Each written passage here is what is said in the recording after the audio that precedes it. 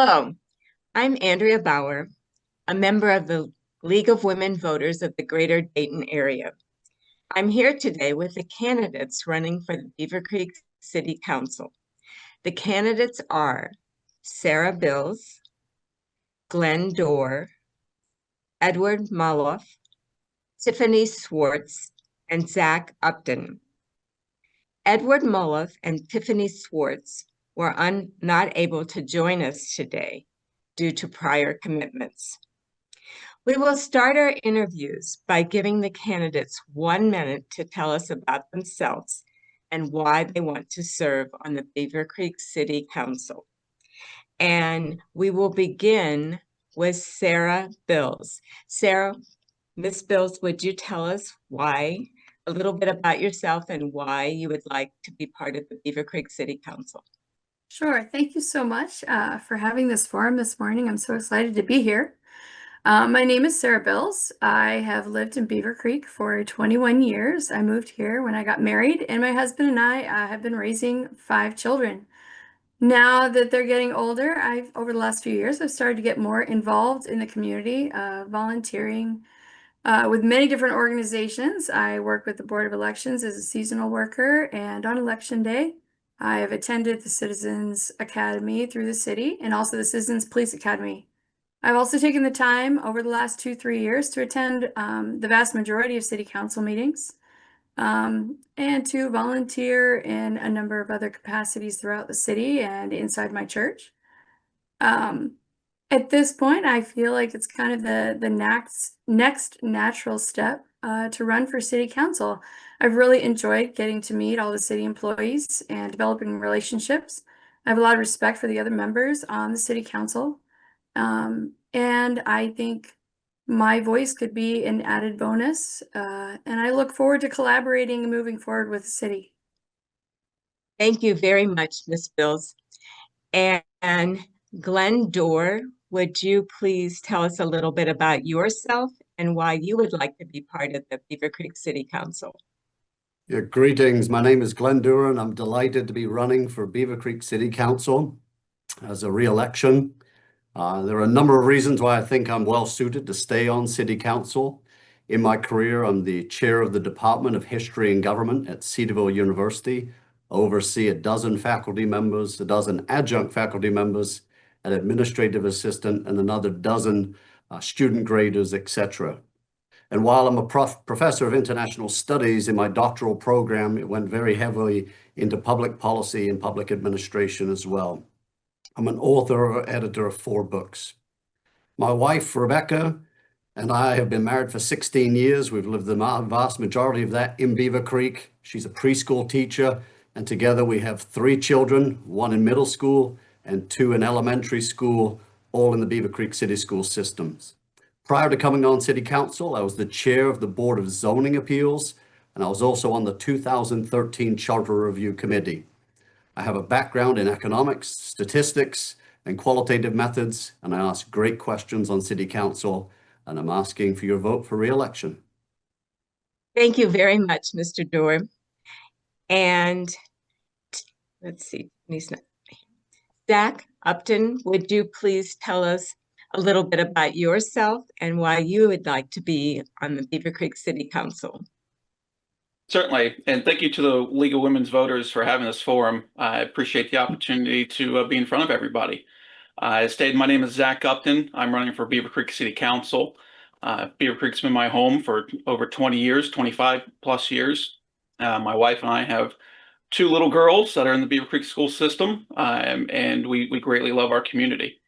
I've had the opportunity in the past to serve on the Board of Zoning Appeals, the Parks, Recreation, and Culture Board, and ultimately as a city council member from 2011 to 2019.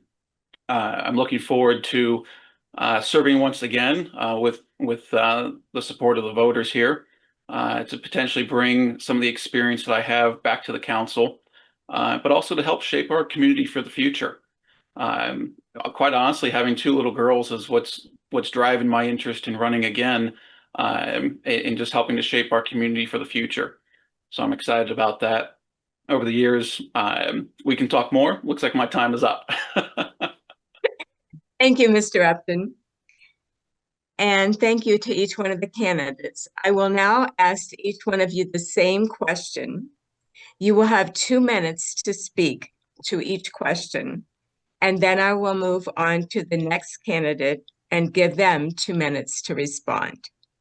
The first question is, what do you see as the biggest challenges facing the city? And we will begin with Glen Duerr.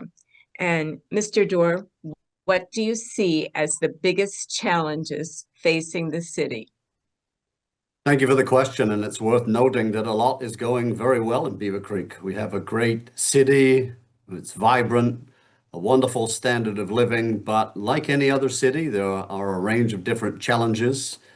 We have a great deal in terms of development that's gone well. It's provided high-end jobs and opportunities for people really across their age groups, but in development, there are just limitations in terms of space. We're getting into a stage of redevelopment now and trying to think through what are the plans. And so Beavercreek City Council and its members have been very proactive in terms of a current land use plan to update that. We're looking at key corridors within the cities, the major arteries, in terms of how do we sensibly redevelop this in order to facilitate a city that can move and can also grow with the 47,000 plus residents within the community. One of the keys is also to try and maintain green space. That's a real challenge, and given a market system, which I fully support, there's a buyer, seller, government should largely get out of the way, but we also have to think about what we can keep for our young people and for everyone in terms of recreation. So I'm really pleased that as a city, without really property tax monies being used, we were able to purchase 148 acres in terms of a park now called Springhouse Park. And so this is really a wonderful way of trying to mobilize, trying to move the community forward in sensible ways, whilst also being open to new and great opportunities for developers. It's a really difficult balance. It is a challenge, but I think it's what provides a really vibrant city in Beavercreek. Thank you very much, Mr. Duerr. And we will then go on to the same question with Sarah Bills. And that question, Ms. Bills, is what do you see as the biggest challenges facing the city? So right now, I think it's a very challenging time for our city with what's going on with the potential things at the state house level with property taxes potentially, being reduced or with the abolishment. So funding the city is a real concern. I think so far the city's done a wonderful job communicating with its citizens. So we recently just had a financial city finance meeting, and it was very well attended. And I think it was a great way to communicate with the city. I would continue to support any effort like that. I think developing that trust and high level of communication with the city. Everyone wants to be heard, and the citizens' voices are important. And so I think examining the use of the income tax and how that can support our city to reach a lot of those goals that Mr. Duerr was speaking of, preserving that space, those green spaces, developing the parks, and keeping the services like at the senior center that are so vastly appreciated and needed. So I think that's going to be our biggest challenge. Other challenges I see is also conservation of the environment, making sure that we do have a really healthy environment for our families and our children so that our families can thrive and stay healthy and enjoy that rural feel that I hear vocalized so much at city council meetings that people really appreciate. So yeah, that would be my answer. Thank you. Thank you, Ms. Bills. And I have the same question then from Zach Upton. And the question is, what do you see as the biggest challenges facing the city? Yeah, thank you for the question. I think my colleagues have certainly hit the two high points, right? We've got to look at what I would call balanced growth throughout the community. When I was on council previously, we were at 90% built out, which means the green space and open land was pretty well used up, and that's only grown since, right, in the last 6 years. So I can only imagine what that number's at today. But as we look to redevelop some of those spaces, we've got to have that strategic plan in place. We've got to be able to work with our community partners. And what I mean by that is, the township, the school district, the county, develop those land use plans with each of those entities in mind. So that way we are strategic about what we are zoning and utilizing the available land and the redevelopment areas for. So I would definitely like to see us continue the communication that we have with those groups to make sure that we're doing the best for Beavercreek. The other thing that we have some challenges with is fiscal challenges, right? There's a lot of questions with the future of property taxes. City of Beavercreek is solely funded on property taxes. So if that were to move forward, we've got to be prepared with how do we move our city forward. I don't know that income taxes are the right play at this time, not without more clarity from the State House. But we've got to be prepared to have a plan, whether it's with property taxes or without. Our residents tell us all the time that property taxes are getting high in Beavercreek, and so part of that fiscal challenge is being smart with our dollars and utilizing those in the best and most efficient ways. Thank you, Mr. Upton. We are going to move on now to our second question. And once again, you'll have 2 minutes to answer. And that question is, what should the City Council do to address the housing needs in the city? And we're going to start with Sarah Bills. And would you please tell us, what should the City Council do to address the housing needs in the city? Yeah, this is an interesting subject because we see a lot of people come to city council meetings and talk about how they're not happy with all the housing development and how they would like to see, the housing lots be larger and keep that more rural feel. But there's a real money issue attached to that. Those larger lots largely, make housing unaffordable and would create us kind of this rich community that is somewhat inaccessible. I grew up in a community where we had such varied houses. We would have these little one bedroom apartments right in the middle of a family neighborhood, which I was able to take advantage of as a college student. I think I would love to see more diversification of the kind of housing we have in neighborhoods. I would love to see the occasional, apartment buildings sprinkled in neighborhoods, or more, areas with duplex, just more varied kinds of housing. I also saw that represented when I went to the open house that the city had, where we got to put stickers on the board. And that was something that was of concern. People did want to see a larger variety of the types of housing.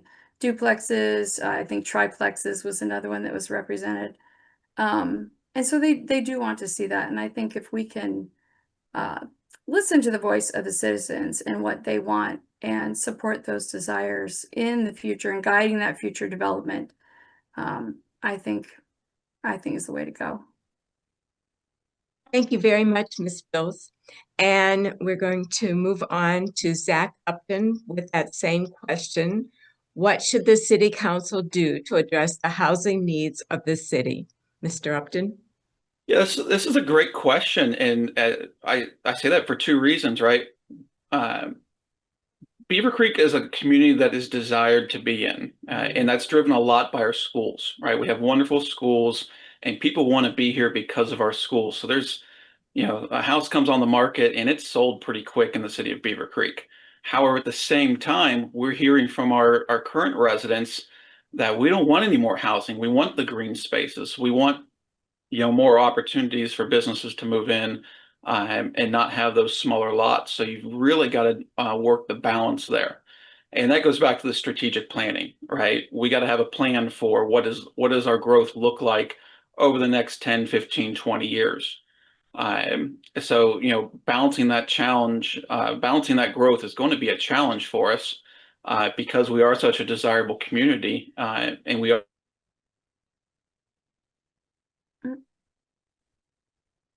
and to show, not to show, but to bring folks to the community is something that any council should work towards, and whether that be in larger lots or smaller lots or apartment buildings, whatever it might be, we've got to have that plan developed and be prepared for it.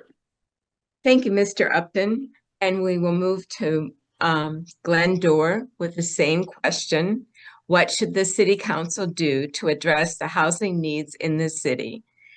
I'd first like to start by thanking the Planning and Zoning Department at the City of Beavercreek, because I think there's a lot that's been studied already, and they've moved forward carefully with a lot of input from the city. As noted earlier by some of my colleagues, just great outreach to the community that's allowed us to develop in ways that really the residents like.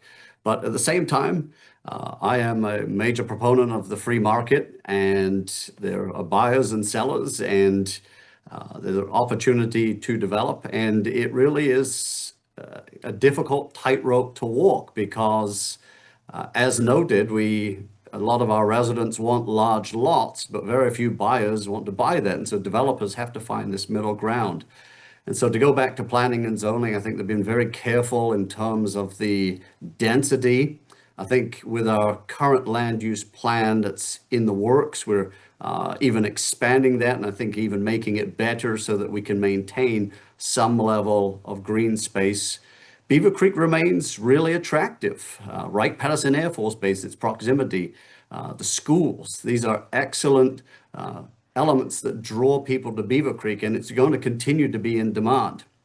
But I think what we can do in terms of housing is to have developments sensibly in some of the existing VPAs, that is the vacant parcels, but then also think about, okay, how do we develop in and around Wright State University, the green, with some housing diversity, but carefully crafted. I think that's the key. Thank you very much, Mr. Duerr. And we're going to move on to our third question, which is describe the skills and experiences that you will bring to the City Council. And again, each one of you will have 2 minutes to answer this question. And we're going to begin with Zach Upton. Mr. Upton, describe the skills and experiences you will bring to the City Council. Yeah, thanks. So some of the experiences that I have, obviously having served 8 years on our council in the past brings, quite a bit of experience. I had the opportunity to represent the city and city council with the Greene County Family and Children First Council, and then also on the Miami Valley Regional Planning Commission. And both of those organizations have helped me gather skills that would contribute to the city getting more grants, right? Working with our staff to pursue grants, identify those opportunities, and collaborate on some partnerships with other local entities to reduce costs. And as we've talked about with the fiscal challenges that any city is facing right now, those opportunities to partner with others to find those grants are just imperative. Professionally, I work for Synchrony, and I work with small businesses every day. I'm a relationship manager within the furniture industry, so I'm talking to small businesses and consumers every day about the challenges that they're facing. So that gives me an idea of what is going on more in our community with the commercial entities. So I think bringing some of that experience from that perspective. I also serve on a couple of local boards with Cardinal Hill Recreation Club, and then the Holland American Club of Dayton, which also just gives me another ear to our residents and our community. And bringing all those perspectives together with the past experiences I've had on the council, serving in various roles throughout the city, would just be imperative as we work towards the next stage in the future of our community. We're at a point where the next generation is stepping up, and I say that not just in leaders, but also in our own city staff, right? We've had several folks retire over the last few years, and I want to make sure that we're looking for that strategic plan for succession, and we want to make sure that everyone's moving well there. Thank you very much, Mr. Upton. Sarah Bills, the same question. Describe the skills and the experiences that you will bring to City Council. So I also have had the advantage of being able to serve on the tree advisory board for the last couple of years, or almost couple of years, just over a year. And that's been great to have that connection with the city. Over the years, I've done a number of different things. Like I said, I've been a seasonal worker at the Board of Elections, which has given me a lot of insight into how the county works, and also given me a lot of connections to people in the city. I've also had the chance to work on kind of a citizens working group earlier this year. Then we did it culminated in a presentation to the city council about native plants. And that also gave me a chance to grow a lot of connections with community members and what those concerns are, and to hear those concerns. I'm a listener. I'm a show up where you are and hear your concerns and bring those forward. I am a problem solver. I've been a first Lego League coach. I've been a cookie mom, which anyone can tell you is probably the hardest job on the face of the earth. I've done a number of different things. A Sunday school teacher through my church, a building coordinator for my church as well. So just a lot of different skills, working with people. I enjoy people. I love interacting. I want to be accessible, and I would like to be responsive to our community.